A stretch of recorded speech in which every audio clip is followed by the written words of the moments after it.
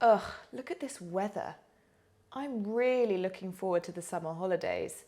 I just need to get away and lie on a beach.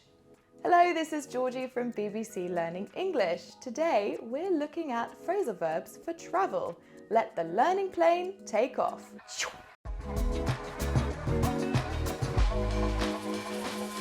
If you look forward to something, it means you're anticipating something good or exciting happening in the future.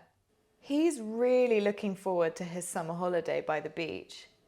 Get away in the context of travel means to escape from your usual responsibilities and go on holiday.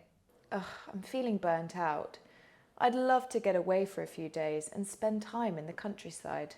If you pick someone up, it means you collect them and take them to another location, usually in a vehicle like a car. This verb can be separated. The taxi picked the woman up from her house and took her to the airport. The taxi picked up the woman from her house and took her to the airport.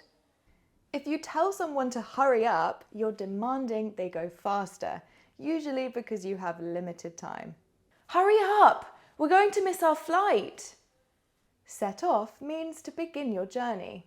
Grandpa set off at 6 a.m. to make sure he arrived at the airport early for his flight. Check in is a common phrasal verb for travel. It means to register your arrival at an airport, at the hotel, or some kind of facility. After checking in at the hotel reception, she gave them the room key.